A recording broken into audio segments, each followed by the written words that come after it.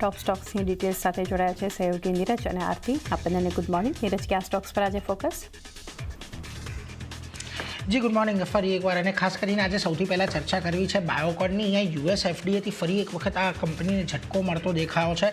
ખાસ કરીને બેંગલુરુ યુનિટની અંદર અહીંયા 26 ઓગસ્ટથી 3 સપ્ટેમ્બરની વચ્ચે એક ઇન્સ્પેક્શન કરવામાં આવ્યું હતું ને ઇન્સ્પેક્શન બાદ 3 અવલોકનો અહીંયાથી યુએસ એફડીએ દ્વારા આપવામાં આવ્યા છે. અને ખાસ કરીને આ જે યુનિટ હતું એ સબસિડરી બાયોકોન બાયોલોજિક્સના યુનિટનું અવલોકન મળતું દેખાયું છે. Data integrity, systemic non compliance, કોમ્પ્લિટીને લઈને કોઈ અવલોકનો નથી મળ્યા. એટલા માટે ખાસ કરીને એવું કહેવાનો અર્થ કે અહીંયા જે અવલોકનો છે એ વધારે ગંભીર સ્વરૂપના નથી, સામાન્ય સ્વરૂપના છે. કારણ કે data integrity, systemic non compliance અને ક્વોલિટીને લઈને જો હોય તો કદાચ આપણને આ યુએસએફડી તરફથી જે અવલોકનો આવ્યા હોય તેનું સમયગાળો કે કદાચ એને ઉકેલવો વધારે અઘરો હોય છે. એટલે અહીંયા કોઈ એવા મોટા અવલોકનો નથી. પરંતુ ચોક્કસથી ગઈકાલે તો આમ તો ઘટાડો હતો જ બાયોકોનમાં, પરંતુ આજે તમને થોડીક સેન્ટિમેન્ટલ ઇમ્પેક્ટ અહીંયા દેખાઈ શકે છે. એટલે બાયોકોન આજના દિવસમાં ફોકસમાં છે. બીજી તરફ ટોરેન્ટ પાવર, અહીંયાથી આપણે ખબર છે જેબી કેમિકલ્સમાં હિસ્સો ખરીદવા માટે એનું અધિગ્રહણ કરવાનું છે 26%. ત્યારબાદ ઓપન ઓફર તેઓ લાવવાના છે.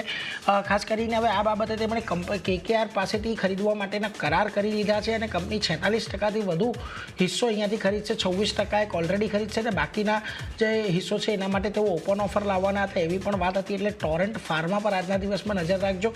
એક ખાસ કરીને આ કરાર આપણને થતો અહીંયાથી દેખાઈ રહ્યો છે અને ઓપન ઓફર દ્વારા પણ આ 26% હિસ્સો તેઓ કરશે અને ઓફર પ્રાઇસ અહીંયાથી 1639 રાખવામાં આવી છે. એટલે એના પર એક ફોકસ અહીંયાથી ખાસ કરીને રાખવાનો છે. ઓપન ઓફર ટોરેન્ટ ફાર્મા દ્વારા આજે લોન્ચ કરવામાં આવી છે. બીજી તરફ વરુણ બેવરેજીસ, અહીંયા ખાસ એક ફોકસ છે. જો ગઈકાલે આ સ્ટોક થોડોક ફોકસમાં હતો જીએસટીને લઈને, કારણ કે કોલ્ડ ડ્રિંક્સ પરના જીએસટીને આપણે વધારે રાખવામાં આવ્યો છે 40% જેટલો. પરંતુ અહીંયા એમણે ખાસ કરીને પીક રેફ્રિજરેશન સાથે જેવી એટલે કે જોઈન્ટ વેન્ચર કર્યા છે અને એમનો અહીંયાથી જે ઓબ્જેક્ટિવ છે ખાસ કરીને રેફ્રિજરેશન મેન્યુફેક્ચરિંગના રેફ્રિજરેશનના જે ઇક્વિપમેન્ટ છે એના ઉત્પાદનનો છે. હવે એ સમજવું જોઈએ વરુણ બેવરેજીસ અહીંયાથી પેપ્સિકોનું એક બહુ મોટું પ્રોડક્શન કરે છે અને વેચે છે. એટલે ખાસ કરીને આ પ્રકારનું ઇનહાઉસ જે ઉત્પાદન છે એ એમના ડિસ્ટ્રીબ્યુશન માટે પણ ખાસું મહત્ત્વનું થઈ જાય છે. એટલા માટે અહીંયાથી કદાચ આપણને થોડો ઘણો ફાયદો થતો જોવા મળે. જોકે ગઈકાલે બહુ મોટો ઘટાડો હતો અને સેન્ટિમેન્ટની અંદર એવો કોઈ બહુ મોટો એ નથી. એટલે આજના દિવસે આ કરારને લઈને કોઈ બહુ મોટા ઉછાળા નહીં દેખાય, પરંતુ પોઝિટિવ ચોક્કસથી વરુણ બેવરેજીસ માટે છે. બીજી તરફ તમને ઝાયડસ લાઈફ સાયન્સનું કાઉન્ટર અહીંયાથી ખાસ કરીને નજર રાખવાનું છે. તેમણે સિન્થોન કે એ જે ખાસ કરીને નેધરલેન્ડની કંપની છે એમની સાથે એક એક્સક્લુઝિવ લાઇસન્સિંગ અને સપ્લાય એગ્રીમેન્ટ તેમણે ખાસ કરીને અહીંયાથી કર્યા છે.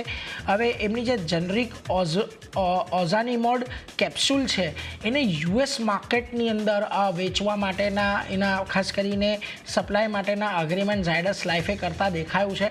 એટલે એક પોઝિટિવ સમાચાર કે અહીંયા એક લાઇસન્સિંગ કરાર દ્વારા તેઓ ખાસ કરીને યુએસ માર્કેટની અંદર આ જનરિક દવા લઈને પ્રવેશી રહ્યા છે. જોવાનું રહેશે કે અહીંથી કેટલો બૂસ્ટ ખાસ કરીને આવનારા સમયની અંદર મળે છે. એટલે એના પર એક ફોકસ અહીંયાથી ખાસ કરીને રાખતા રહીશું.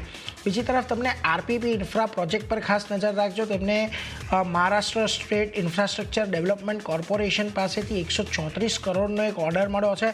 મહારાષ્ટ્રના રસ્તા સુધારણા માટે કંપનીને એક ઓર્ડર મળતો દેખાયો છે. એટલે એના પર એક ફોકસ રાખજો. એક સારો એવો ઓર્ડર બુક અહીંયા થતી જોવા મળી છે. અને ખાસ કરીને ઇન્ડિયન હોટલ્સ પર નજર રાખવાની છે. કંપનીએ કહ્યું છે કે એમની જે આઈટી સિસ્ટમ છે એમાં કોઈક માલવેર અટેક થયો છે અને આ અંગે તેમણે સંબંધિત અધિકારીઓને કે સંબંધિત સત્તાને જાણ પર કરી દીધી છે. તેઓ પરિસ્થિતિનું નિરીક્ષણ રાખી રહ્યા છે અને અત્યારે કોઈપણ પ્રકારના ડેટા લીક નહીં થાય તેના માટેની પણ તેઓ અત્યારે સુરક્ષા અને પગલાં લઈ રહ્યા છે. પરંતુ એમણે એક વાત સ્પષ્ટ કહી છે કે આ માલવેર અટેકને કારણે જે નોર્મલ બિઝનેસનું કામકાજ છે એની ઉપર કોઈ આપણને ખાસ કરીને અસર થતી જોવા નથી મળી. એટલે એના પર એક ફોકસ રાખજો. આમ તો જો કે આજના દિવસે કદાચ અહીંયા તમને થોડો ઘણો ઘટાડો આવતો જોવા મળી શકે આ બધા સમાચારોને લઈને, પરંતુ ઓવરઓલ આ બધા સ્ટોકને ફોકસમાં રાખીશું, જેમાંથી બાયોકોન, ઝાયડસ લાઈફ અને ઇન્ડિયન હોટલ્સ અને આરપીપી ઇન્ફ્રા આના પર આજે થોડું એક એક્શન આવતું જોવા મળી શકે છે. પરંતુ આરતી, આ સિવાય તમારી લિસ્ટમાં પણ ઘણા બધા સ્ટોક્સ, ખાસ ક્યાં નજર?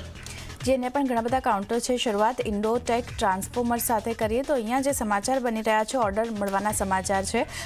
ખાસ કરીને કંપનીને અવડા ક્લીન પ્રોજેક્ટ પાસેથી 78.39 કરોડનો ઓર્ડર મળ્યો છે અને 125 MVA ના 9 ટ્રાન્સફોર્મર સપ્લાય કરવા માટેનો ઓર્ડર ખાસ મળતો દેખાઈ રહ્યો છે. તો એક પોઝિટિવિટી કાઉન્ટર બતાવી શકે છે ઇન્ડોટેક. અહીંયા એક ધ્યાન રાખવાનું રહેશે. નેક્સ્ટ કાઉન્ટર એનટીપીસીનું છે.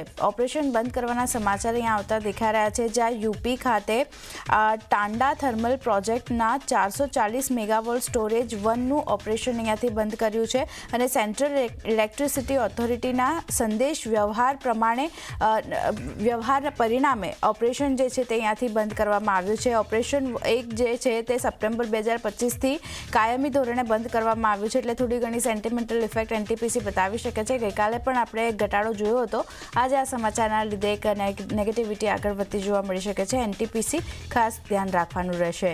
નેક્સ્ટ કાઉન્ટર જે છે તે વકરાંગીનું છે.